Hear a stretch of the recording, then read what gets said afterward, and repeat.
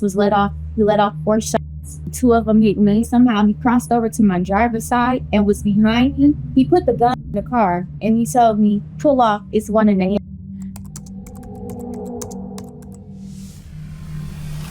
In the beginning of my relationship with me and my ex, it was pretty good. For a long time, it was pretty good. And then after a while, we started having petty disagreements and arguing about nonsense stuff, simple stuff that we could talk out.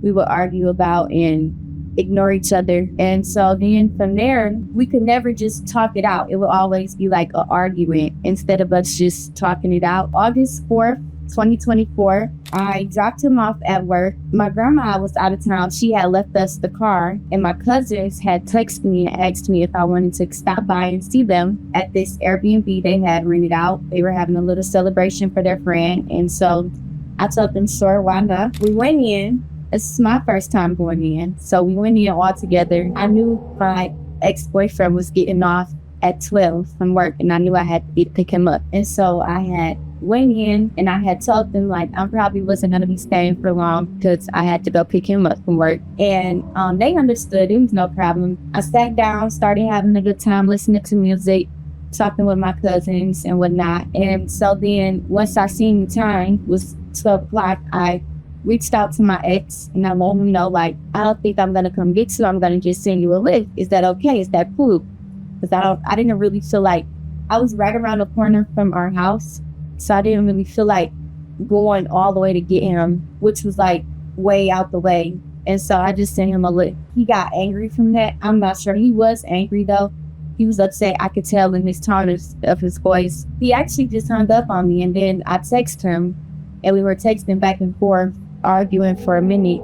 And we were saying like, why can't you just come get me? What are you doing that you're so busy that you can't leave out and just come get me? We wasted money on Lyft and you could just come get me. The Lyft got to him. I let my cousins know like, hey y'all, I'm gonna be leaving soon. I'm gonna meet him back at home because I had church in the morning as well. So from there, me and his cousin both walked out together. So she got in her car, I got in my car. She followed me all the way up until, because like I said, I was down the street from home. Once she turned off and went her way to go to the freeway, I kept straight and I went around and turned around and I was literally at home. He had arrived at the same time as me. He was standing in the door, came outside and was like, hey, give me the keys. I'm about to go to the store. I drove down the street to the gas station. He went inside. He made a call on a flip phone, and he came back out while he was still on the phone, and he said, okay, bet, I'm gonna call you when I get back to the crib. So then he got in the car, shut the door. From there, I asked him like, are you about to go out? Told me like, are you gonna go back out?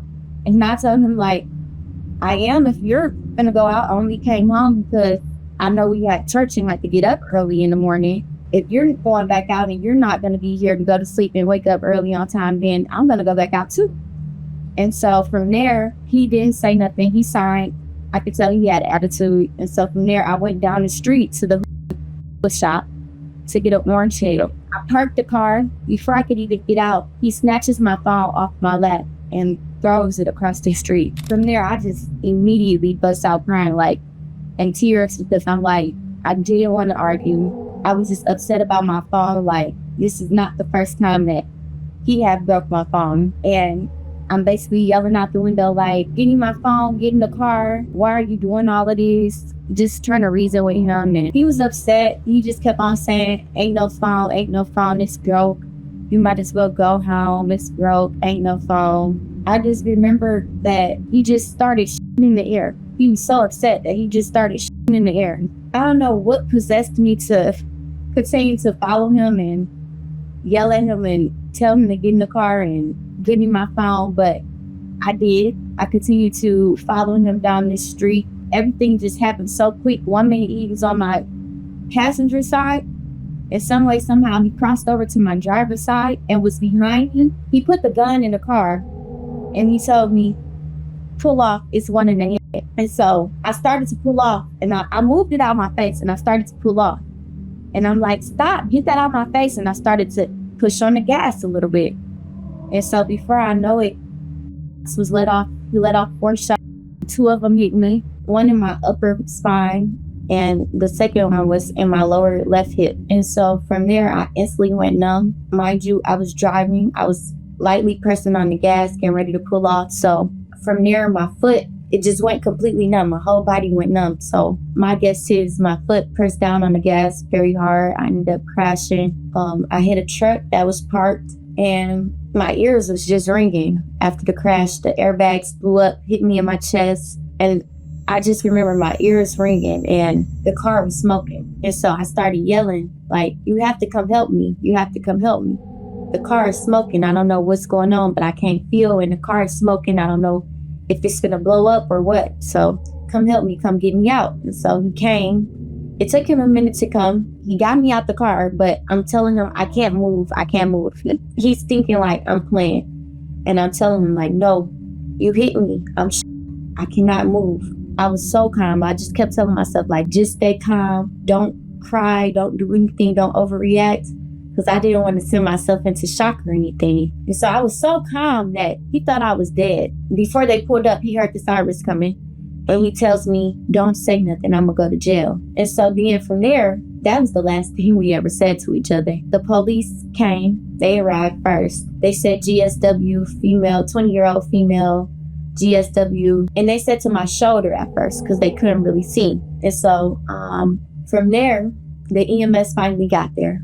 The EMS put the thing under me. They got me out the car, and they put me on the stretcher. They put me up into the back of the EMS. And I remember a police officer coming to the back of the EMS. And she turns to me and she goes, this young man out here says he's with you. Can he ride with you? And I said, no, he's the one who shot me. They immediately shut the doors. I'm just yelling at them like, please call my grandma, call my grandma. They ended up calling my grandma, and she was really upset. She was upset. And at the time, I thought she was upset at me because she just hung up. Like, they told her that that they had me in the EMS, but they weren't allowed to disclose any information with her. And mind you, she's out of town, so I guess she was just upset because, you know, it wasn't much she could do without them telling her, like, what was going on. So she hung up, and she called my mom. They were taking me to the hospital, and they told me which hospital they were taking me to. And I just remember I literally was crying, begging them not to take me to the hospital they were trying to take me to, because I just knew it was a bad hospital at the time. That's when they told me that I had a 5% chance of ever walking again. I just remember telling the doctor, like, do you believe in God? And he told me, yes, I believe in God, and God has the last say. This is just the scientifics of it, and I have to share the scientifics of it with you.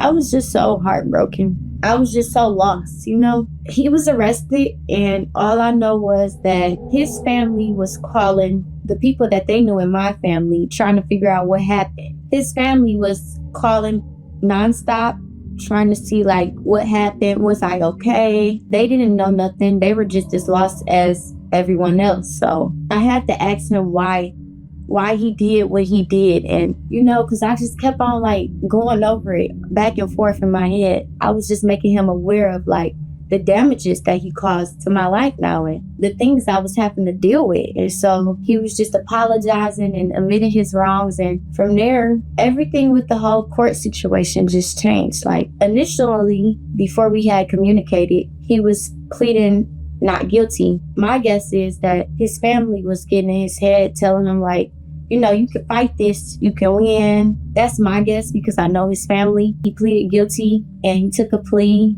Initially, it was 10 to 15 years, I believe. His lawyer got my prosecutor to bring it down to 7 to 12 years. He pleaded guilty, and April 9th was the day that he had to turn himself in. And I went to court.